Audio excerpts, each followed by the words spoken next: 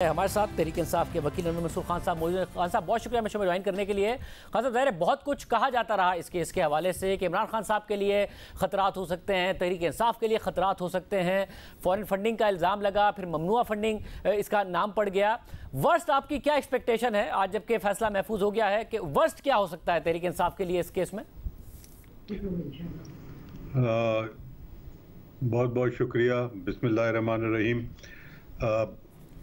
देखिए, मैं अव्वल तो प्रेडिक्शन नहीं करता हूँ किसी चीज़ की, मगर मैं कानून के बारे में आपको बता सकता हूँ कि दो चीज़ें हैं। शुरू में ये फॉरेन फंडिंग केस कहलाया गया और इसका इंटेंशन ये था सबका कि किसी तरह से फॉरेन फंडिंग प्रूव हो जाए तो उस सूरत में गवर्नमेंट जो है वो इनको पार्टी को बैन करने के चक्कर में रहेगी। मगर जब ये आर्गू हुआ केस और सब सामने चीज़ें आई तो अब बहुत वजाहत के साथ सामने आ गया कि ये फॉरेन फंडिंग नहीं है, ये प्रोहिबिटेड फंड्स की बात कर रहे हैं।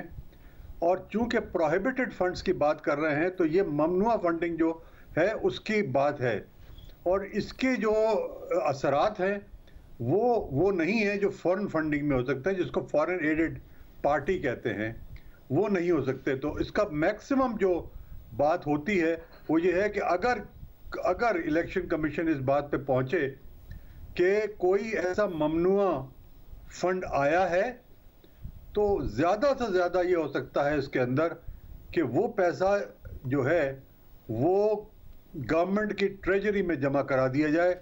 इसके अलावा और कोई किसी किस्म का कोई और वो बात नहीं हो सकती इसके अंदर। और साहब, आपसे बताइए जो एक्सप्लेनेशन है नकवी साहब का, जिसके ऊपर ये एतराज़ उठा कि जी एक तो इसमें तारीख नहीं है, ऊपर से ये ओरिजिनल नहीं है, तो ये एक्सेप्ट कर लेगी, इलेक्शन कमीशन एक्सेप्ट कर लेगा कि उन्होंने जो एक बुटॉन क्रिकेट था उसमें असल में वो तहरीक इंसाफ ही के फंड थे जो उस कंपनी में डाले, ना कि ये कंपनी की तरफ से फंडिंग थी जो कि मना है इलेक्शन कमीशन के रूल्स के तहत?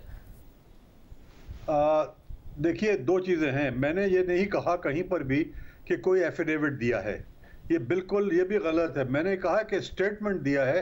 वो शख्स जो कि अभी कैद में है वो एफिडेविट अदरवाइज नहीं दे सकता था, तो उसने स्टेटमेंट दी है कि ये फंड जो है वो मेरा नहीं था, ये फंड पीटीआई का था और मैंने अपने कंपनी को इस्तेमाल किया।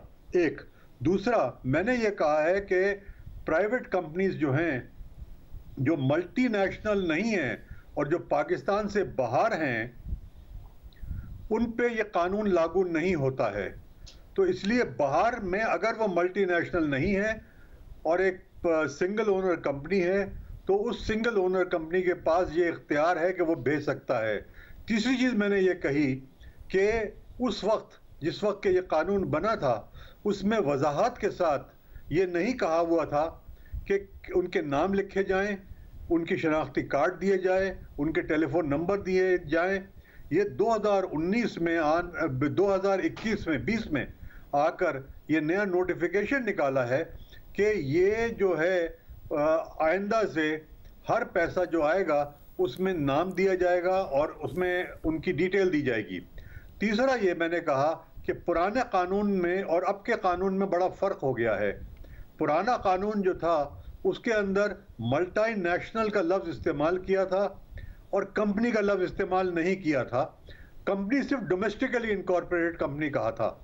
मगर अब जो नया कानून आया है उसके अंदर उन्होंने कह दिया है कि कोई भी सोर्स अलावा इंडिविजुअल के नहीं होगी। तो ये 3-4 चीज़ें हैं जो मैंने आर्गू की हैं। अब किस तरह से इलेक्शन कमीशन उसको लेती है वो उनकी मर्जी है। फिर और सब आप एक्सपेक्ट कर रहे हैं जो एक और मंतक आई तहरीक इंसाफ की तरफ से कि जो अकाउंट्स थे वो तहरीक इंसाफ के कुछ सीनियर रहनुमाओं ने कोई 11 एक अकाउंट्स वो बगैर पार्टी को बताए खोल लिए थे और पार्टी को उसका इल्म नहीं था। अब ज़ाहिर एक एतराज़ ये हुआ कि फिर पार्टी ने उनके खिलाफ कार्रवाई क्या की, वो तो बड़े सीनियर रहनुमा अभी तक पार्टी में मौजूद हैं। आपके ख्याल में ये कबूल कर लेगा इलेक्शन कमीशन?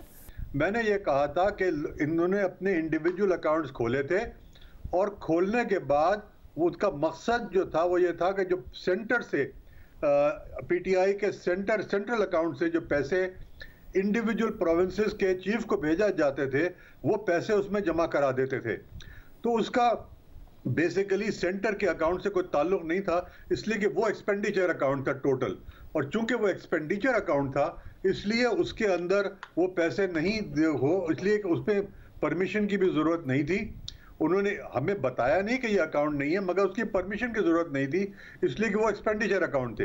हाँ, उसमें कुछ लोगों ने पैसे लिए थे मगर वो पैसे जो थे वो डिक्लेयर नहीं किए थे और उनकी भी हमने डिटेल दे दी थी कि वो इंडिविजुअल्स के थे, किसी कंपनी के नहीं थे। तो इस लिहाज से वो प्रोहिबिटेड, वो भी फंड्स प्रोहिबिटेड नहीं है। मगर उनका क्या बाकायदा तौर पर ऑडिट हुआ था और पार्टी के जो फंड्स मिले हैं उसमें वो शामिल थे जो तफसीलात इलेक्शन कमीशन में बताई गई थी?